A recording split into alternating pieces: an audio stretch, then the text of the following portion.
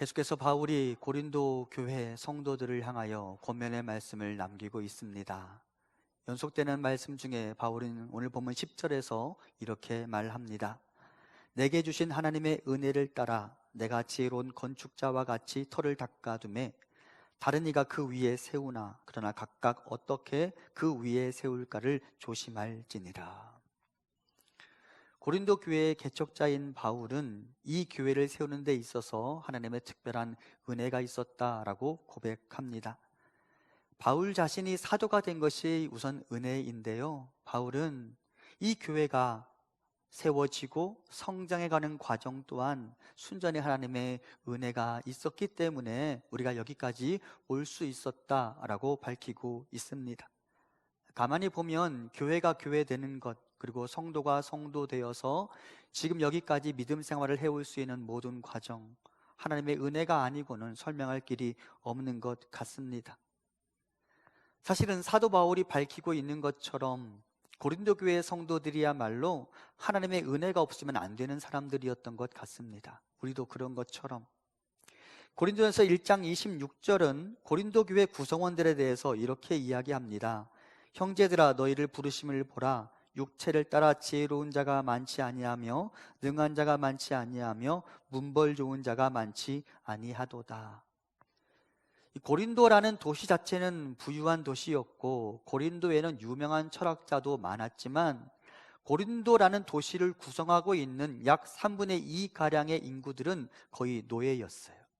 그러니까 고린도라는 도시는 부유한 것처럼 보이지만 고린도 안에 있는 사람들이 모두 부유했던 것은 아니고요, 그랬기 때문인지 교회 안에 있는 그 구성원들을 가만히 보니까 세상적인 기준으로 볼 때 부유하거나 떵떵거리며 살거나 또는 자신의 학문을 자랑할 만한 사람들은 별로 없었고, 고린도 교회 구성원들이 육체를 따라 지혜로운 자가 많지 않았으며 능한 자가 많지 않았고 문벌 좋은 자가 많지 않았다라고 사도 바울은 이야기합니다. 꼭 그런 것은 아니지만 세상의 기준으로 볼 때는 행복할 수 없는 사람들이었습니다. 그들은 수많은 상처로 괴로워하던 사람들이었고 다른 사람들과 함께 있어도 어쩌면 외로움을 감출 수 없는 사람들이었을지 모릅니다. 마치 갈릴리 가버나움의 그 사람들처럼. 그리고 하나님은 그런 사람들을 교회로 불러주시고 그들에게 구원을 선물하실 뿐만 아니라 그들을 위로하시고 격려하시고 치유하여 주셨죠. 그리고 그들을 양떼와 같이 인도해 주셨죠.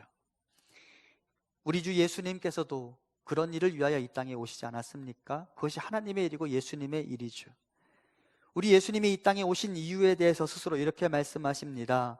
예수께서 대답하여 이르시되 건강한 자에게는 의사가 쓸데없고 병든 자에게라야 쓸데있나니 내가 의인을 부르러 온 것이 아니요 죄인을 불러 회개시키러 왔노라. 그러니까 이 말씀의 기준으로 볼 때 고린도 교회 안에 있는 많은 사람들은 그야말로 의사가 필요한 병든 자였다라고 볼 수 있죠. 하나님은 그런 자들을 은혜의 품 안으로 불러주시고 그 사람들의 아버지가 되어주시며 그 사람들의 목자가 되어주셨습니다. 생각해 보십시오. 이 땅에 상처가 없는 사람들이 어디 있는지. 아무리 갑옷으로 나 자신을 무장하고 자신이 그동안 쌓아놓은 공적으로 자기 자신을 치장한다 해도 아람 장군 나아만이 감출 수 없는 게 있었어요. 그의 몸 안에 있는 한센병의 흔적이죠. 아무리 화장으로 나 자신을 감춘다 하더라도, 아무리 좋은 옷과 폼나는 자동차로, 그리고 아무리 화려한 언변으로 나 자신의 고통을 감추려 한다 할지라도 그것들은 다 드러나게 되어 있습니다. 모든 사람들이 자신이 상처 입은 사람이라는 사실을 부인하고 싶을지 모르지만 사실은 이 땅에 있는 수많은 사람들 중 하나님의 은혜가 필요 없는 사람은 어디에도 없습니다. 그런데 여러분, 하나님이 우리에게 은혜를 베푸신다고 하는데 그것을 하나님의 은혜라고 표현할 수 있는 이유가 무엇이냐면, 이 땅에 병든 자, 이 땅에 슬퍼하고 힘겨워하는 사람들 하나님이 교회 공동체 안으로 부르셔서 그들을 만지시고 위로하기를 원하시는데 그 하나님의 부르심에 어떤 자격 조건도 없기 때문에 그것이 은혜입니다. 사도 바울은 고린도 교회 성도들을 향하여 말합니다. 너희가 하나님의 부르심을 받아 하나님 아버지로부터 오는 선물들을 받아 누리고 살고 있는데 가만히 생각해 보아라. 너희가 지금 그 자리에 모여서 하나님을 예배하고 아버지 하나님으로부터 오는, 위로부터 오는 소망을 구할 수 있게 된 것, 그거 은혜이지 않느냐? 그리고 그 은혜야말로 우리의 신앙생활의 기초이며 교회의 기초가 아니겠느냐라고 말씀하시는 것이죠. 사랑하는 성도 여러분, 교회의 교회됨의 기초, 성도의 성도됨의 기초, 가장 밑바닥에 뭐가 깔려 있느냐? 하나님의 은혜가 깔려 있습니다. 그것을 아셔야 합니다. 그것을 은혜로 알고 그 은혜에 감사할 수 있어야 합니다. 교회 안에 있는 사람들, 그래서 특권을 가지고 있어요. 아프지만, 힘들지만 은혜로 나를 여기로 불러주신 그 하나님 앞에, 하나님, 내 아픔이 여기 있어요, 내 고통이 여기 있어요, 내 상처가 여기 있어요 라고 하나님께 보여드릴 수 있는 특권을 가지고 있죠. 그리고 우리가 그렇게 아버지 앞에 우리의 연약함을 고백하기 시작할 때에 우리 삶에 역사가 나타나는 거예요. 우리 주님이 자기 앞에 모여든 무리들을 향하여 이렇게 말씀하신 적이 있습니다. 우리 함께 누가복음 6장 20절과 21절을 같이 봉독해 봅니다. 예수께서 눈을 들어 제자들을 보시고 이르시되 너희 가난한 자는 복이 있나니 하나님의 나라가 너희 것임이요 지금 줄인 자는 복이 있나니 너희가 배부름을 얻을 것임이요 지금 우는 자는 복이 있나니 너희가 웃을 것임이요 아멘. 이것이 은혜였어요. 아무 자격도 따지지 않고 그저 자신의 품으로 불러주시며, 비록 지금 너희에게 굶주림이 있고 비록 너희에게 애통하는 영이 있지만 내가 너희를 위로할 거야, 내가 너희의 필요를 채울 거야, 내 앞으로 와서 나를 만나라.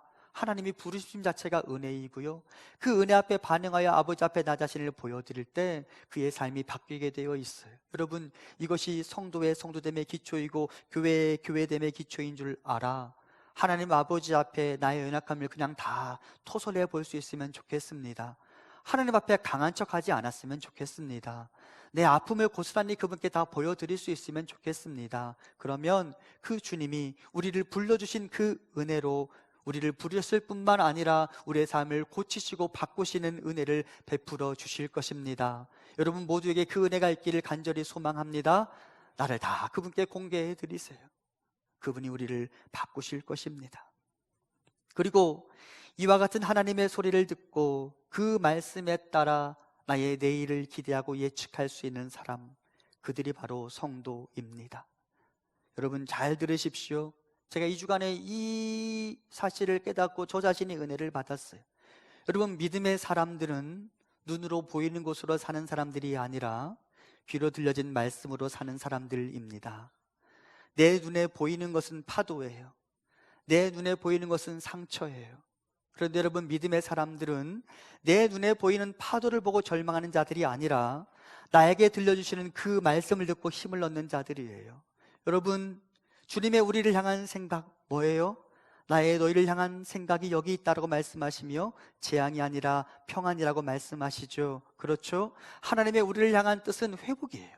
하나님 우리를 고치시기를 원하세요. 그러면서 내가 너희와 함께 할 것이니, 내가 너희를 푸른 풀과 쉴만한 물가로 인도할 것이니 힘을 내라. 이것이 하나님의 말씀입니다. 그러므로 내 눈에 보기에 내가 지금 험한 골짜기를 걷고 있다 할지라도, 내가 타고 있는 배가 출렁인다 할지라도 내 눈에 보이는 것으로 절망하지 않고 나에게 약속하시는 하나님의 말씀으로 인하여 힘을 내고 걷는 사람, 그가 바로 성도인 것이죠. 저는 여러분이 그 믿음 가운데 거하기를 간절히 소망합니다. 하박국이라는 선지자가 있었어요. 하박국이 자신의 민족이 당하는 고통을 바라보며 힘겨워했어요. 그때 하나님께서 하박국에게 말씀하시죠. 하박국아, 의인은 말이야 믿음으로 말미암아 사는 거야 라고 말씀하시죠. 그리고 하박국이 그 말씀을 듣고 힘을 얻은 다음에 이렇게 고백합니다. 우리 함께 하박국 3장 17절과 18절을 같이 봉독합니다. 비록 무화과나무가 무성하지 못하며 포도나무에 열매가 없으며 감람나무에 소출이 없으며 밭에 먹을 것이 없으며 우리의 양이 없으며 외양간에 소가 없을지라도 나는 여호와로 말미암아 즐거워하며 나의 구원의 하나님으로 말미암아 기뻐하리로다. 아멘. 하박국의 눈으로 볼 때는 무화과나무의 모든 잎이 다 떨어져서 나무가 앙상하게 되었어요. 하박국의 눈으로 볼 때는 포도나무에 열매가 없었고요, 하박국의 눈으로 볼 때는 밭에 먹을 것이 없고 우리의 양이 없으며 외양간에 소가 없어졌어요. 그리고 그렇게 눈으로 보이는 것으로 절망하는 하박국에 주님이 말씀하시죠. 하박국아, 의인은 말이야 눈으로 보이는 것으로 사는 자들 아니라 내가 너에게 약속한, 내가 너에게 들려주는 말씀으로 사는 거야. 그리고 하박국이 눈을 감고 내 눈앞에 보이는 것을 바라보며 절망하는 것 대신 눈을 감고 하나님의 소리를 경청하기 시작했어요. 그리고 그가 마침내 그렇게 고백하게 되죠. 나는 여호와로 말미암아 즐거워하며 나의 구원의 하나님으로 말미암아 기뻐하리로다. 이것이 믿음의 사람들의 고백이죠. 사랑하는 성도 여러분, 하나님의 나를 향한 약속과 그분의 능력을 신뢰하기 때문에 눈에 보이는 것으로 절망하지 않고 나를 향해 들려주시는 음성, 말씀으로 위로를 삼고 살아가는 우리 모두가 될 수 있기를 간절히 소망합니다. 여러분, 아프고 힘들 때 내 눈앞에 보이는 그 상처들을 자꾸 묵상하지 마세요. 내 앞에 있는 파도를 묵상하지 마세요. 그냥 그럴 때 눈을 감으세요. 그리고 하나님의 소리에 귀를 여시기 바랍니다. 여러분, 믿음은 어디에서 나는지 아세요? 로마서 10장 17절 같이 봅니다. 시작. 그러므로 믿음은 들음에서 나며 들음은 그리스도의 말씀으로 말미암았느니라. 아멘. 믿음은 들음에서 나는 거예요. 눈에 보이는 것으로 좌절하지 말고 나를 향해 말씀하시는 하나님의 소리로 힘을 내보시기 바랍니다. 주께서 우리를 일으켜 세워주실 것입니다. 주께서 내가 타고 있는 배가 출렁이고 있을 때 그 파도를 향하여 잠잠하라 명령하실 것입니다. 제자들이 타고 있던 배가 그렇게 출렁였죠. 그때 주님이 말씀하셨죠. 잠잠하라. 그리고 그들이 갈릴리 호수 건너편에 도착할 수 있었죠. 주님이 우리 삶에 그렇게 인도하실 것입니다. 주님의 말씀에 귀를 여시고 말씀으로 살아가시기 바랍니다. 은혜를 알고 은혜를 베푸신 하나님을 신뢰하십시오. 바울은 고린도 교인들에게 말합니다.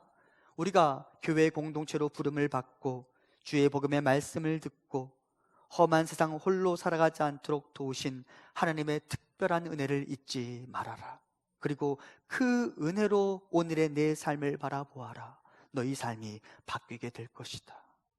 은혜의 시선으로, 믿음의 시선으로 내 앞을 바라보고, 때로는 눈앞에 보이는 것이 나를 너무 힘들게 한다면 그때 좀 눈을 감고 하나님의 음성에 귀를 기울이며 말씀에 의지하여 새 삶을 살아가는 우리 모두가 될 수 있기를 간절히 소망합니다. 고린도 교회 개척자인 바울은 그 교회를 세우면서 기초공사에 특별한 신경을 썼습니다. 고린도서 3장 10절과 11절입니다. 내게 주신 하나님의 은혜를 따라 내가 지혜로운 건축자와 같이 터를 닦아두매 이 터는 곧 예수 그리스도라. 바울은 은혜로 그리스도라는 기초 위에 교회를 세웠습니다. 교회의 기초는 그리스도이십니다. 그 위에 세워지지 않은 공동체는 결국은 생명력을 유지할 수 없게 됩니다. 에베소서에서 바울은 이렇게 이야기합니다. 너희는 사도들과 선지자들의 터 위에 세우심을 입은 자라. 그리스도 예수께서 친히 모퉁이 돌이 되셨느니라. 그의 안에서 건물마다 서로 연결하여 주 안에서 성전이 되어가고 너희도 성령 안에서 하나님이 거하실 초소가 되기 위하여 그리스도 예수 안에서 함께 지어져 가느니라.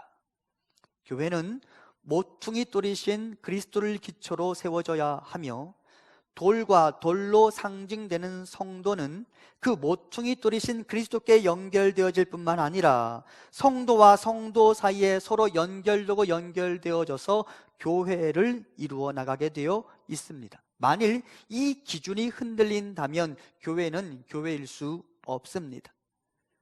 고린도의 사람들은 바울의 이 편지를 읽으면서도 어쩌면 고린도시 곳곳에 흩어져 있는 수많은 이방 신전들을 머릿속에 그리고 있었을지 모릅니다. 그들은 여차하면 복음을 떠나서 다시 아프로디테와 아폴로 신전으로 달려갈 수 있다고 생각했을지 모릅니다. 언제나 기웃거릴 또 다른 신전들을 머릿속에 그리고 있는 바로 그 사람들을 향하여 사도 바울은 말합니다. 너희를 구원하는 참된 교회, 성전은 그리스도의 기초 위에만 세워져 있어야 한다. 믿음이란 다른 신전과 교회를 비교하고 저울질하면서 왔다 갔다 할 수 있는 게 아니다. 믿음 그리고 그것으로 말미암는 구원은 오직 십자가 위에 세워진 복음으로만 가능하다. 그렇죠. 예수 그리스도 이외에는 우리에게 구원은 없습니다. 그러므로 교회 안에 모인 우리 모두는 기웃거릴 다른 곳을 찾지 말고 오직 십자가 위에 예수 그리스도만 바라보아야 합니다. 그것이 교회를 지탱하는, 그것이 성도의 믿음을 지탱하는 유일한 기초이기 때문입니다. 저는 팔복 설교를 참 좋아하는데 팔복에서 제가 좋아하는 구절 중 하나가 이것입니다. 마태복음 5장 8절 같이 봅니다. 마음이 청결한 자는 복이 있나니 그들이 하나님을 볼 것이며, 아멘. 마음이 청결한 사람만 하나님을 본다라고 말하는데, 여기서 청결이라는 단어는 단 하나의 마음을 품는 것을 의미합니다. 예수 그리스도 그분 한 분만 마음에 품고 나의 구원은 오직 그분에게서만 비롯된다는 사실을 고백하는 사람만이 여호와의 구원을 보게 될 것입니다. 기웃거리지 말아야 합니다. 내 마음이 다른 곳으로 흘러 들어가는 것을 허락하지 말아야 합니다. 여러분의 집은 방이 몇 개 있어도 좋은데요, 여러분 마음의 방은 원룸이어야 합니다. 여러분 마음에는 여러 개의 방이 있으면 안 됩니다. 여러분 마음에는 딱 하나의 방만 있고 그 안에 오직 예수 그리스도만 모셔드려야 합니다. 그가 여호와의 구원을 보게 될 것입니다. 또한 기억할 것이 있습니다. 이 신앙의 기초가 예수 그리스도 그분 이외에는 없으면 안 된다고 말씀드렸습니다. 다른 신전에 가서 기웃거리면 안 된다고 말씀드렸습니다. 또 하나 기억할 것, 여러분 사람이 그 기초가 될 수 없다는 사실을 알아야 합니다. 사역자가 여러분에게 구원을 주는 것이 아닙니다. 특별히 고린도 교회는 사역자 중심으로 파당을 만들고 있었기 때문에 바울은 예수 그리스도 이외에 사람에게 소망을 걸고 사람의 지혜와 철학과 언변, 사람의 이성에 집착하려는 사람들에게 이야기합니다. 그리스도 이외에 그 어떤 것 이외에도 교회를 세워서는 안 된다. 고린도전서 3장 6절은 사역자들에 대해서 이렇게 이야기합니다.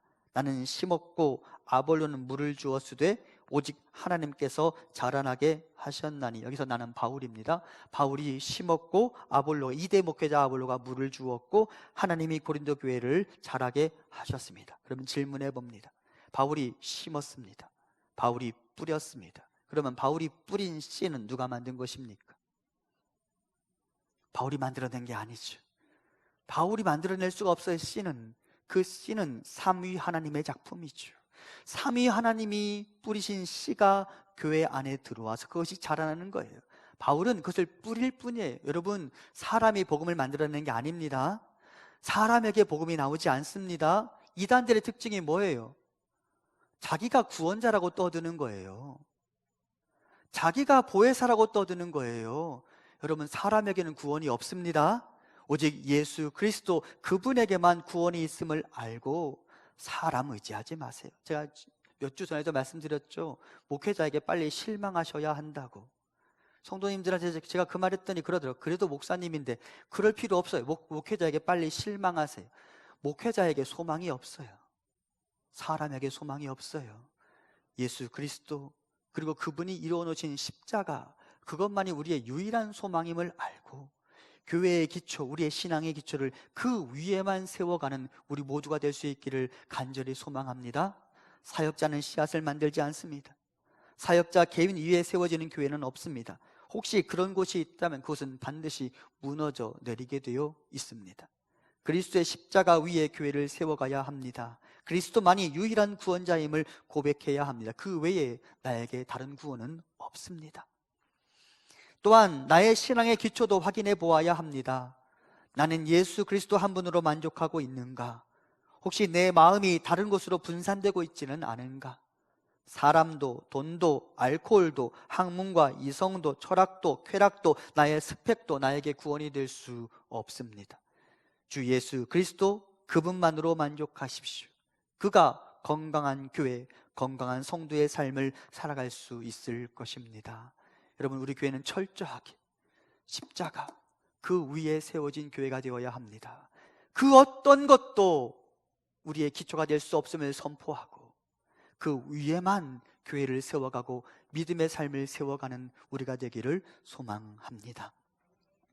한편 바울은 여기에서 멈추지 않고 기초가 세워진 교회가 어떤 건축 자재로 세워져 가야 하는지 서술합니다. 본문 12절부터 15절입니다.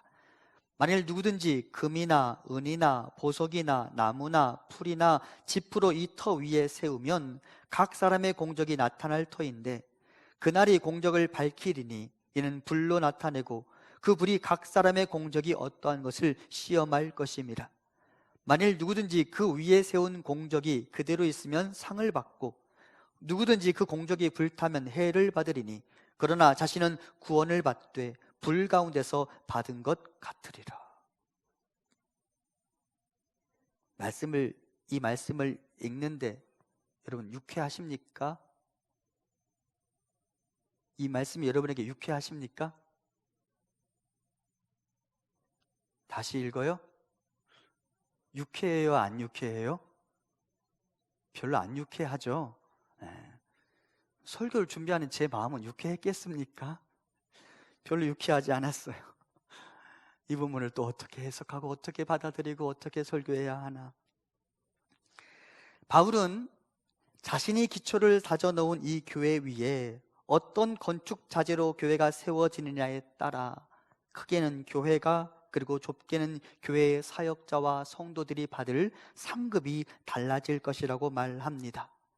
물론 모든 성도들은 구원을 받습니다. 믿음을 가지고 있으면 구원을 받습니다. 하지만 어떤 사람은 구원을 받되 그 어떤 상급도 받지 못하는, 우리 기준으로 볼 때는 초라한 구원을 받는 사람이 있을 것이라고 성경은 이야기합니다. 제가 이 본문을 보면서 이 본문만 그런가? 초라한 구원, 그건 도대체 어떤 구원인가? 묵상하고 말씀을 살펴보았고 구약 성경 안에서 이미 이와 유사한 내용들을 다루고 있다는 사실을 보게 되었습니다. 그 중에 한 구절만 제가 봅니다. 아모스 선지자를 통해 주신 구원받은 이스라엘에 대한 말씀입니다. 아모스 4장 11절 표준 세번역 번역입니다. 나 하나님이 옛날에 소돔과 고모라를 뒤엎은 것처럼 너희의 성읍들을 뒤엎었었다. 그때 너희는 불 속에서 끄집어낸 나무 조각처럼 되었다. 그런데도 너희는 나에게로 돌아오지 않았다. 주님께서 하신 말씀이다. 하나님께서 이스라엘이 분명히 소돔과 고모라 같은 멸망의 성에서 구원을 받기는 받았지만 뜨거운 불길 때문에 검게 그을린 채로 간신히 구원을 받았다라고 말씀하십니다. 즉 우리가 그리스도의 기초에 어울리지 않는 그 무엇을 가지고 우리의 교회를 세워가고 우리의 신앙을 세워갈 때 우리도 이스라엘처럼 간신히 구원은 받되 벌거벗은 것처럼 부끄러워한 자들이 있을 것이라고 하나님은 말씀하십니다. 바울은 이 설교를 위하여서 6가지 건축 자재를 이야기하는데 6가지 건축 재료들은 쉽게 말하면 2가지로 구분이 됩니다. 불에 살아남는 것과 타고 사라지는 것. 물론 제가 말씀을 준비하면서 자료를 찾아보니까 금이나 은도 녹더라고요. 여러분 집에 화재가 나면 그 금반지 남아있을 수 있을까요? 없을까요? 없더라고요. 화재가 나면 보통 2000도가 넘는데요, 금은 제 기억으로는 900도 정도에서 녹아버려요. 하지만 이 본문은 우리의 그냥 보편적인 이해를 전제로 하며 하나님께서 주신 말씀입니다. 금속들은 대체로 불에 잘 안 녹는다는 걸 전제로 하면서 하나님이 지금 말씀하시는 것입니다. 금, 은, 보석들은 불에도 잘 견디는 반면 나무나 집과 풀은 불에 잘 타지 않느냐라고 하시면서 이 본문을 우리에게 주셨다고 이해해야 합니다. 그리고 모든 인생들이 마지막 심판대 앞에 섰을 때 하나님은 그 사람 앞으로 다 불을 지나가게 하실 것이고 그가 세운 교회에 그리고 신앙의 건축 자재들이 살아남아 있는지 아닌지를 마지막 날에 하나님이 확인하실 것이라고 본문은 이야기합니다. 그 중에 금과 은과 보석으로 교회를 세운 사람들은 그 공적에 따라 상급을 받겠지만 그렇지 못한 자들은 부끄러운 구원만 받게 될 것이라고 본문은 이야기합니다. 자, 그렇다면 불에 타는 것과 타지 않는 것은 무엇을 의미할까? 불에 타는 건축 재료는 고린도전서의 맥락에서 볼 때 인간이 자랑하는 지혜, 언변, 은사주의, 방종, 교만, 철학, 분열, 자기자랑, 시기 등을 의미합니다. 다시 말씀드립니다. 인간이 자랑하는 지혜, 언변, 은사주의, 방종, 교만, 철학, 분열, 자기자랑, 시기 등을 의미합니다. 누구든지 교회를 세울 때, 자신의 신앙의 집을 지어갈 때 그리스도 위에 그리스도와 어울리지 않는 것들로 내 신앙의 건물을 세워간다면 그것은 하나님의 상급을 놓치게 되는 이유가 될 것입니다. 가만히 보면 이 시대 교회의 어려움들, 사실은 사역자들이 자초한 경우가 많습니다. 사역자들이 잘못된 가르침으로, 자기 자랑으로, 때로는 자기 허물을 감추기 위하여, 때로는 자기 탐욕을 채우기 위하여 교회를 분열시키고 있습니다. 무지 혹은 고의로 교회를 더럽히고 있습니다. 하나님보다 내가 더 중요하며 교회보다 내가 더 중요해서 나의 허물을 가리고 나의 탐심을 채우기 위해 교회를 더럽히고 분열시키는 사람들이 있습니다. 그리고 교회 안에는 성도들 중에도 교회의 주인이 되려는 사람들, 기득권을 얻으려는 사람들이 있습니다. 그리고 그것으로 교회를 갈등의 현장, 시기와 분쟁의 현장으로 만들어가는 사람들이 있습니다. 하나님은 그 사람들에게 말씀하십니다. 구원은 받되 상급은 하나도 없을 것이라고. 아니, 사실은 오늘 본문 마지막에 보면 더 큰 경고가 나옵니다. 우리 함께 고린도서 3장 16절과 17절을 같이 봉독합니다. 너희는 너희가 하나님의 성전인 것과 하나님의 성령이 너희 안에 계시는 것을 알지 못하느냐? 누구든지 하나님의 성전을 더럽히면 하나님이 그 사람을 멸하시리라. 하나님의 성전은 거룩하니 너희도 그러하니라. 아멘. 여기서 교회를 더럽힌다라는 것은 교회를 분열로 몰고 가는 행위를 의미하며, 누구든지 하나님의 뜻이 무엇인지 알면서도 고의로 죄를 범하고 고의로 자기 자신의 허물을 가리고 자기 자신의 탐심을 채우기 위해 교회를 갈등의 현장으로 몰고 간다면 하나님은 그 사람을 멸하실 것이라고 이야기합니다. 그럼 그 사람 구원 받는다는 말일까요? 못 받는다는 말일까요? 받아요? 못 받아요? 못 받아요. 못 받아요. 자, 잘 들으십시오. 믿음으로 구원을 얻는다는 사실, 이것은 불변의 사실입니다. 맞습니다. 믿음을 가지고 있으면 구원을 받습니다. 하지만 누군가가 고의로 하나님의 뜻을 거부하고 집요하게 자기 자신의 소견에 옳은 대로만 행동한다면 그 사람의 믿음은 진짜일 리가 없다라고 하나님은 판단하신다는 말입니다. 그러므로 하나님이 마지막 날에 우리 믿음이 진짜인지 아닌지를 판단하실 때 그 판단 기준 중 하나, 너희가 고의로 하나님의 교회를 더럽혔느냐? 그렇다면 나는 너희의 믿음을 인정할 수 없다라고 판단하실 거라는 말입니다. 반대로 누구든지 그리스도란 기초석 위에 세워진 교회를 그리스도의 삶과 사역 그리고 말씀, 겸손과 헌신, 순종을 본받아서 세워간다면 그 사람은 하나님 나라의 상급을 받게 될 것입니다. 다시 말씀드립니다. 그리스도의 삶과 사역 그리고 말씀, 겸손과 헌신, 순종을 본받아 세워간다면 그 사람은 하나님 나라의 상급을 받게 될 것입니다. 그리고 이것이 하나님이 찾으시는 건강한 교회이죠. 불에 타지 않는 소재로 세워진 교회, 그리스도의 정신으로 세워져가는 교회가 바로 건강한 교회입니다. 제가 요즘 고린도전서 말씀을 계속 묵상하고 설교를 준비하면서 사도 바울이 고린도전서 13장 13절을 남긴 이유를 점점 알게 돼요. 유명한 말씀이죠. 우리 같이 봉독해 볼까요? 시작. 그런즉 믿음, 소망, 사랑 이 세 가지는 항상 있을 것인데 그 중에 제일은 사랑이라. 아멘. 사랑, 그것이 불에 타지 않는 건축의 소재입니다. 사랑에서 겸손이, 순종과 헌신이, 섬김이 시작됩니다. 그리고 교회가 그렇게 사랑과 순종과 헌신과 섬김 그리고 겸손으로 세워져 갈 때 하나님은 마지막 날 우리에게 상급을 주실 것입니다. 비단 교회뿐이겠습니까? 나라는 한 사람의 삶 또한 그리스도의 정신과 조화를 이루고 있는지 살펴보아야 합니다. 나의 직업과 취미와 선호하는 물건 혹은 음식들이 예수 그리스도와 어울리는지 점검해 보아야 합니다. 심지어 청년들은 내가 사귀고 있는 사람이 그리스도와 어울리는지도 생각해 보아야 합니다. 나의 취미 시간, 나의 여가 시간, 그 시간을 활용할 때 그것들이 그리스도와 어울리는지 생각해 보아야 합니다. 내가 교회 안에서 섬기고 봉사하는 그 일 가운데 그리스도의 정신과 어울리는 삶이 있는지도 우리 모두가 점검해 보아야 합니다. 기초와 어울리지 않는 것들은 마지막 날 모두 불에 타서 흔적도 없이 사라지게 될 것입니다. 오늘 본문에 공적이라는 단어가 나오죠. 이 공적이라는 말은 일, 성과, 그리고 작품을 의미합니다. 여러분, 우리 모두가 우리 삶이 다하고 그리스도의 심판대 앞에 서게 될 때 우리가 만들어 놓은 인생의 작품 하나씩 다 들고 서 있을 거예요.